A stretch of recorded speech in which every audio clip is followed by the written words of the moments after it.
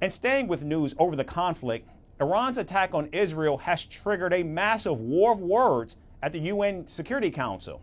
The UN Security Council convened an emergency meeting after the unprecedented attack where Israel and Iran accused each other of being the main threat to peace in the Middle East.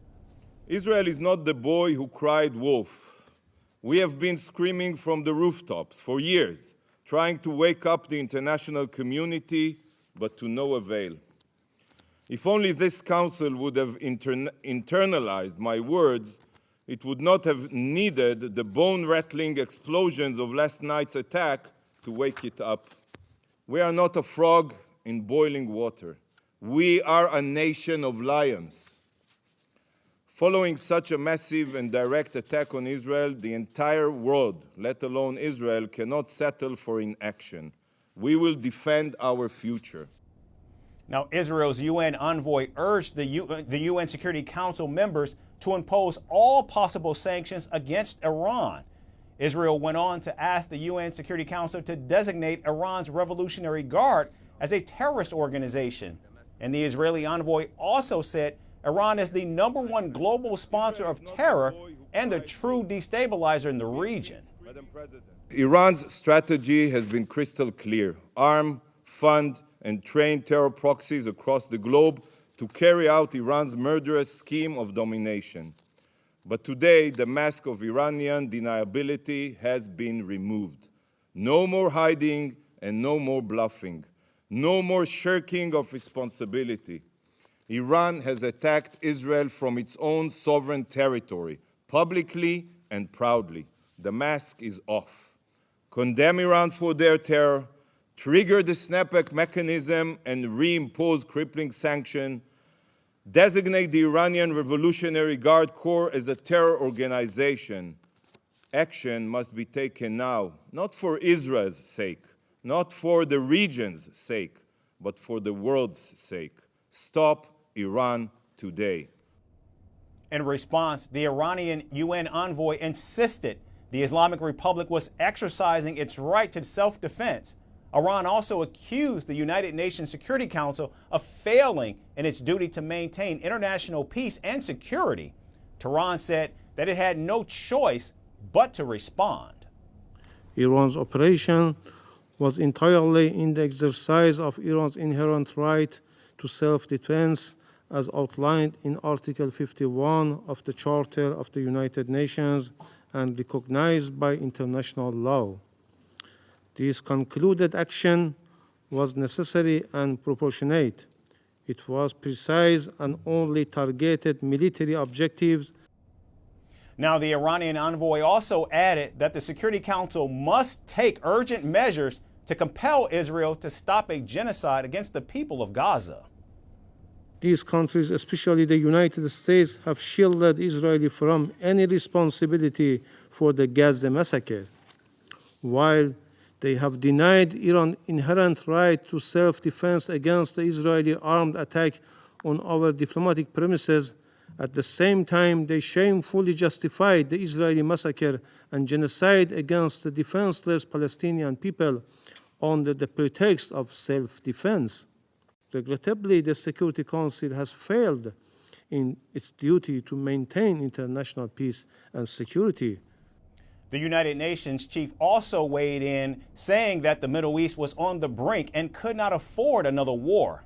He went on to say that this was the time to defuse and de-escalate. The Middle East is on the brink. The people of the region are confronting a real danger of a devastating, full-scale conflict. Now is the time to defuse and de-escalate. Now is the time for maximum restraint.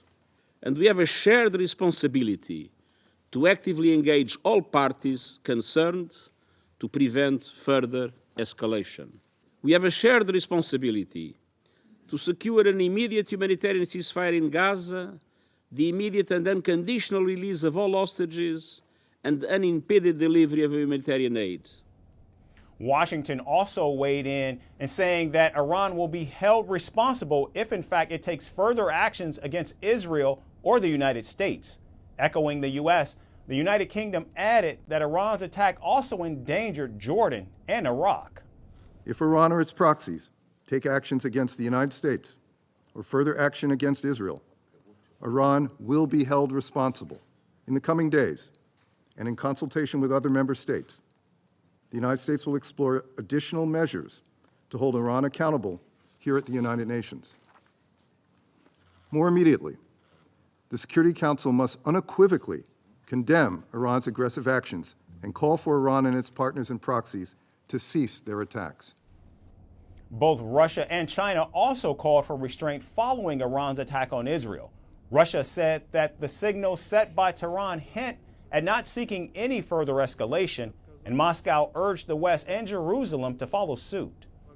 В этой связи отмечаем сигнал Тегерана о нежелании дальнейшей эскалации. We note the signals sent by Tehran that they do not seek a further military escalation against Israel, and we urge the West and Jerusalem to follow suit and reject the practice of provocative use of force in the Middle East. Чреваты крайне опасными рисками и последствиями. China calls on all parties concerned to show maximum calm and restraint and resolve their differences and disputes in accordance with the purposes of the UN Charter and international law to avert any further escalations. Since the 1979 Islamic Revolution, Iran has considered Israel its sworn enemy. And for decades, Tehran has repeatedly called for Israel to be wiped out. Until now, Tehran had refrained from attacking Israel head on. The two countries opted instead to confront each other through third parties. Now the latest flare-up between the two regional foes comes against the backdrop of Israel's 6-month-old war against Hamas, which has already killed more than 33,000 Palestinians in the Gaza Strip. From impeachments to inaugurations, if it's a political story, we are on the scene.